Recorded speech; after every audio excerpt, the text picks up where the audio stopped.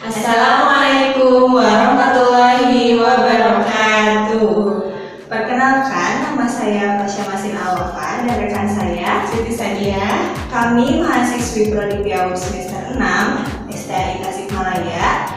Video ini dibuat untuk memenuhi salah satu tugas dari mata kuliah pembelajaran sains anak usia dini yang diampu oleh Ibu Ira Anggraini MPD. Pada kesempatan kali ini, kami dari kelompok 4 akan menjelaskan mengenai model pembelajaran sains untuk anak usia dini. Untuk pembahasan yang pertama, saya akan membahas mengenai model pembelajaran sains untuk anak usia dini. Sebelum kita mengetahui model-model apa saja sih yang dapat digunakan untuk anak usia dini, saya akan menjelaskan terlebih dahulu mengapa kita memerlukan model pembelajaran sains di pendidikan anak usia dini. Pembelajaran berbasis sains dapat diterapkan di pendidikan anak usia dini agar anak sudah terbiasa mengenal kegiatan-kegiatan sains yang sederhana. Pendidikan sains sederhana pada anak dapat mengembangkan beberapa aspek perkembangan, karena dalam proses pembelajaran sains, anak akan melakukan observasi, eksplorasi, dan memecahkan masalah sesuai dengan taraf perkembangan berpikir anak. Setelah kita mengetahui alasan mengapa kita memerlukan model pembelajaran sains untuk pendidikan anak usia dini, sekarang saya akan menjelaskan mengenai model pembelajaran itu sendiri. Apa itu model pembelajaran? Model pembelajaran yaitu rancangan kegiatan pembelajaran yang menggambarkan aktivitas belajar dari fase awal sampai dengan fase akhir. Fase pembelajaran atau yang disebut dengan sintaks merupakan ciri khas dari model pembelajaran. Fase pada model pembelajaran yaitu rancangan kegiatan pembelajaran yang menggambarkan aktivitas belajar dari fase awal sampai dengan fase akhir. Fase pembelajaran merupakan ciri khas dari suatu model pembelajaran. Fase pada model pembelajaran yaitu tahapan pembelajaran yang di dalamnya bisa dirancang metode yang sesuai dengan aktivitas pembelajaran yang akan dilakukan. Ada 3 model pembelajaran yang dapat diterapkan, diantaranya yaitu problem-based learning, project-based learning, dan juga cooperative learning.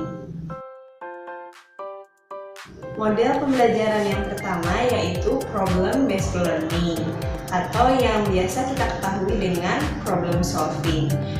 Metode pembelajaran problem-based learning adalah model pembelajaran yang mengarahkan pada anak agar bisa memecahkan atau menyelesaikan suatu masalah. Menurut pendapat Putri, problem-based learning adalah model pembelajaran yang didasarkan pada masalah tertentu untuk menuntun anak melakukan kegiatan belajar yang dapat mengembangkan berbagai keterampilan dan kemampuan berpikir anak. Kemampuan dan sikap yang dapat diterapkan melalui model problem-based learning adalah kerjasama, kemampuan menyimak, menghargai pendapat orang lain, keterampilan komunikasi, dan juga berpikir kritis. Selanjutnya ada ciri-ciri model pembelajaran problem-based learning. Di sini ada pendapat Bridges dan juga Charlene. Yang pertama yaitu pembelajaran berpusat pada masalah. Sudah jelas karena di sini anak berusaha untuk memecahkan masalah. Kedua yaitu masalah yang digunakan harus sesuai dengan masalah yang dialami atau sesuai dengan kehidupan nyata, karena anak itu belajar dari yang konkret atau jelas ke yang abstrak. Kemudian anak diharapkan dapat mengambil pelajaran dari masalah yang telah dipecahkannya. Selanjutnya, anak dapat meningkatkan dan mengorganisasikan pengetahuan yang dia dapatkan dari memecahkan masalah. Kemudian yang selanjutnya, pembelajaran dilaksanakan dalam kelompok kecil sehingga anak dapat bekerja sama dan berkomunikasi dengan anak yang lain. Selanjutnya, kita akan membahas mengenai kelebihan dan juga kekurangan dari model pembelajaran problem based learning. Yang pertama, kita akan membahas kelebihannya terlebih dahulu. Kelebihan pertama yaitu akan menghasilkan pembelajaran yang bermakna, karena anak akan memahami pengetahuan yang disampaikan pendidik, karena siswa sendiri yang menemukan pengetahuannya. Kelebihan kedua yaitu melibatkan siswa secara aktif dalam proses pembelajarannya, sehingga anak dituntut untuk aktif dan berpikir kreatif dalam menyelesaikan setiap permasalahan. Yang ketiga, anak akan merasakan manfaat secara langsung yang berhubungan dengan kehidupan sehari-hari, karena masalah yang diberikan kepada anak merupakan masalah yang berhubungan dengan kehidupan nyata. Yang keempat, anak menjadi lebih mandiri dan dewasa dalam menyelesaikan setiap permasalahan yang ada. Dan yang terakhir, yang kelima, yaitu mengembangkan sikap berpikir kritis, keterampilan kreatif, dan juga mandiri pada anak. Selain kelebihan, model pembelajaran problem based learning memiliki beberapa kekurangan. Menurut Nurdin dan Adrianto, ada 4 kekurangan dalam model pembelajaran problem based learning. Yang pertama yaitu kurang terbiasanya pendidik maupun peserta didik dalam menerapkan model pembelajaran problem based learning. Jadi masih jarang digunakan. Kemudian yang kedua, kurangnya waktu pembelajaran, karena model ini memerlukan waktu yang cukup panjang. Kemudian yang ketiga, anak tidak dapat benar-benar tahu apa yang mungkin penting bagi mereka untuk belajar. Jadi belum bisa mengambil kesimpulan atau mengambil pembelajaran sendiri, karena anak tidak tahu ke depannya apakah ini akan bermanfaat bagi dirinya untuk di kehidupan sehari-hari ataupun tidak. Kemudian yang keempat, guru sulit untuk menjadi fasilitator yang baik. Selanjutnya ada langkah-langkah pembelajaran dengan menggunakan model problem based learning. Yang pertama ada orientasi anak pada masalah. Pada tahap ini, guru menjelaskan tujuan pembelajaran dan menjelaskan alat dan bahan yang diperlukan, dan memotivasi anak agar berperan aktif dalam pemecahan masalah. Yang kedua, ada mengorganisasikan anak untuk belajar. Pada tahap ini, guru membantu anak mendefinisikan mengorganisasikan tugas belajar yang berhubungan dengan masalah tersebut. Yang ketiga, ada membimbing pengalaman individual atau kelompok. Pada tahap ini, guru mendorong anak untuk mengumpulkan informasi yang sesuai serta melaksanakan eksperimen untuk memecahkan masalah. Yang keempat, mengembangkan dan menyajikan hasil karya. Pada tahap ini, guru membantu anak dalam merencanakan dan menyiapkan karya yang sesuai dan membantu siswa berbagi tugas dengan temannya. Dan yang terakhir, yang kelima, menganalisis dan mengevaluasi proses pemecahan masalah. Pada tahap ini, guru membantu siswa untuk merefleksikan dan mengevaluasi kegiatan yang sudah dilaksanakan. Oke, selanjutnya saya akan menjelaskan tentang project based learning atau pembelajaran yang berbasis learning. Menurut Klein, project based learning adalah model pembelajaran yang memberdayakan siswa untuk mempelajari ilmu pengetahuan dengan menggunakan cara yang bermakna bagi dirinya untuk menemukan pemahaman baru melalui berbagai model presentasi. Jadi dalam model ini melibatkan suatu proyek dalam proses pembelajarannya, baik secara perseorangan ataupun dengan berkelompok. Nah, pembelajaran yang dilakukan itu berfokus pada pemecahan masalah yang berhubungan dengan kehidupan nyata atau lebih kepada pendekatan kontekstual.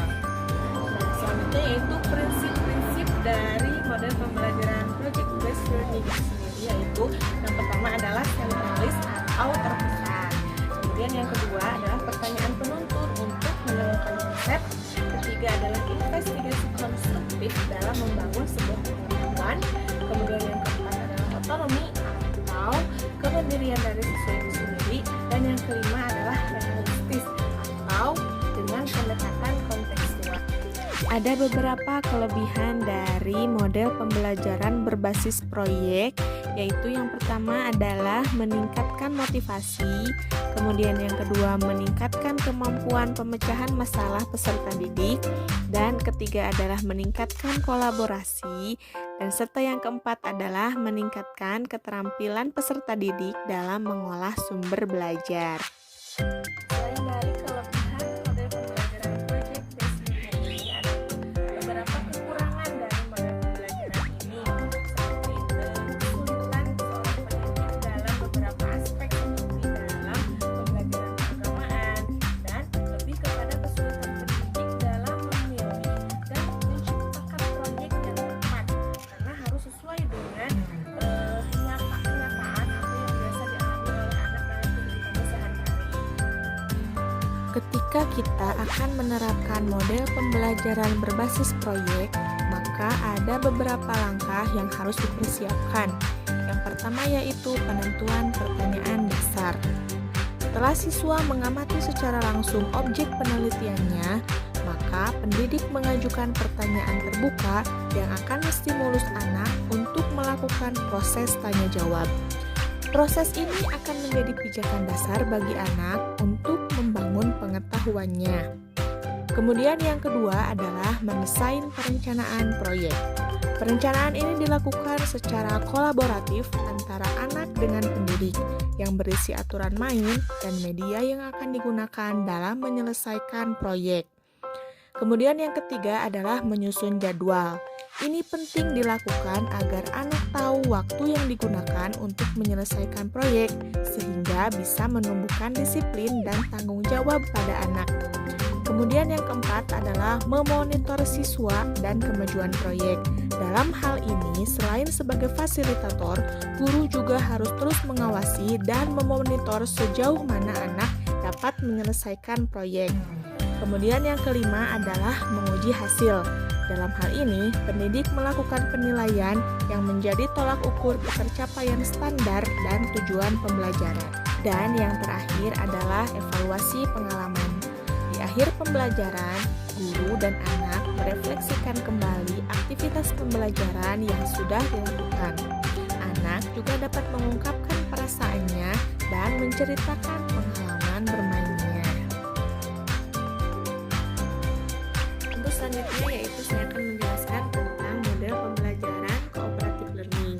Nah, menurut Slovin, bahwa cooperative learning itu sendiri adalah suatu strategi pembelajaran yang menekankan aktivitas para peserta didiknya dalam belajar yang berbentuk kelompok kecil untuk mencapai tujuan bersama yang menggunakan berbagai macam aktivitas belajar guna meningkatkan kemampuan peserta didik dalam memahami sesuatu dan pemecahan masalah secara kolektif.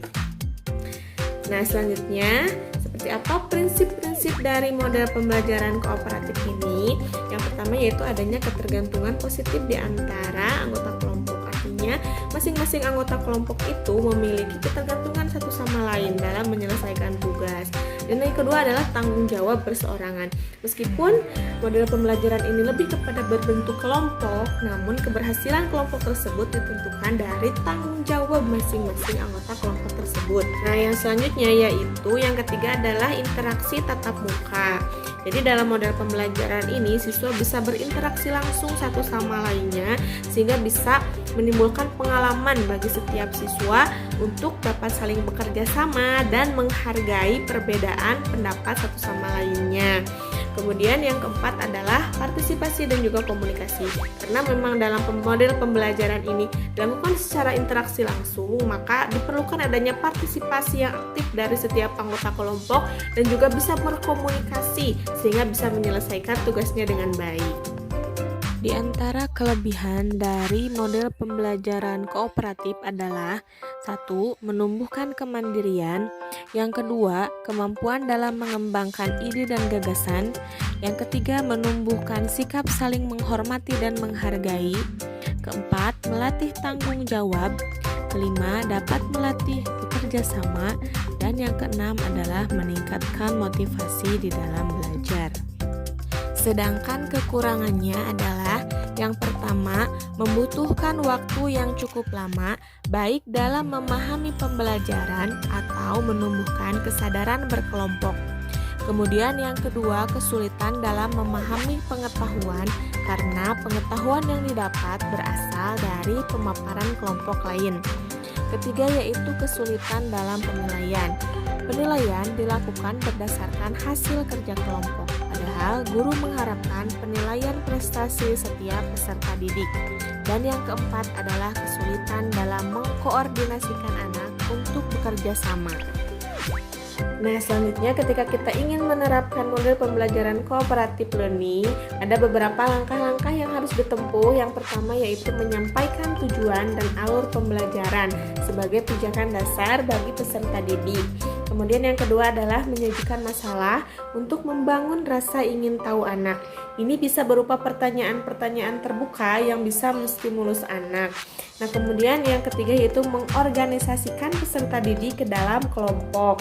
Dalam satu kelompok ini terdiri dari anak yang memiliki latar belakang dari segi misalkan akademik yang berbeda-beda. Jadi bersifat heterogen ya. Kemudian yang keempat adalah membimbing kelompok. Jadi tidak lepas pendidik di sini sebagai selain sebagai fasilitator yang menyediakan berbagai macam media pembelajaran. Nah, dalam proses pembelajaran pun pendidik tetap membimbing peserta didiknya apabila ada mungkin peserta didik yang membutuhkan bantuan. Dan yang terakhir adalah setelah semua kelompok menyelesaikan proyeknya, maka masing-masing kelompok menyampaikan pembelajaran yang sudah dilaksanakan kepada kelompok lain, sehingga anak belajar untuk menyampaikan gagasannya dan menghargai pendapat temannya. Baik teman-teman, sekian penjelasan dari kami. Mudah-mudahan ada manfaatnya dan mohon maaf apabila ada kesalahan. Terima kasih sudah menyaksikan.